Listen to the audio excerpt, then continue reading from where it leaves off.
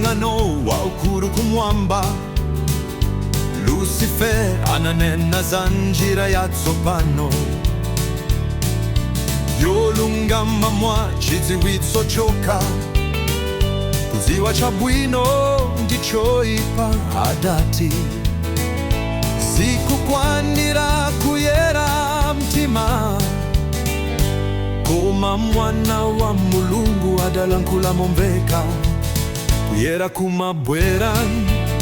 Mzimu wa Mulungu mumtima mwanu ndicho chilungamo chenicheni, ndi umboni wa ufumu wa Mulungu. Lucifer adatsutsa mphamvu ya Mulungu, anayambitsa ufumu wosakhulupirika.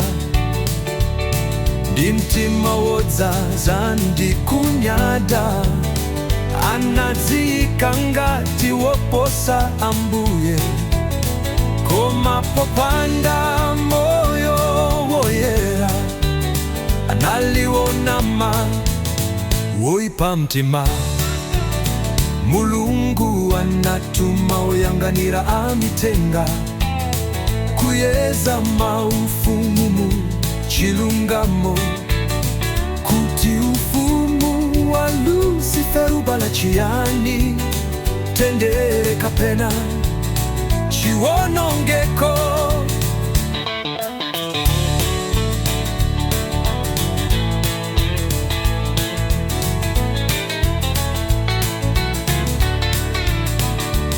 Amitenga oyera anayeza maufumu Babulo, Medi, Girisi pamuyezo wa chiyero.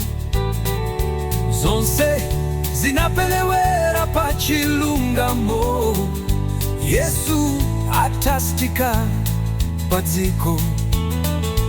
Luciferi adanena zonse ndi maufumu wa dzikoli ndizanga.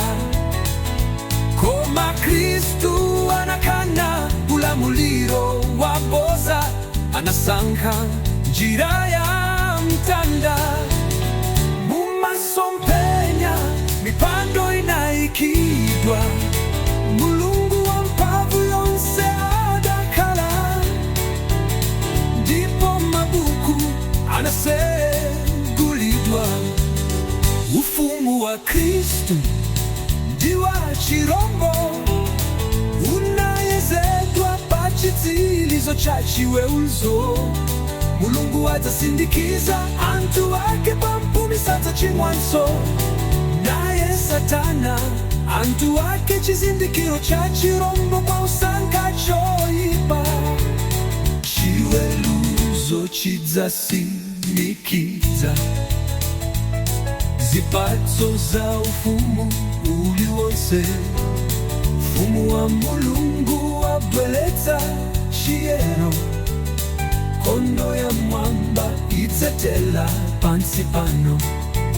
Ufumu wa dziko lapansi udzakhala m'manja mwa Ambuye wathu.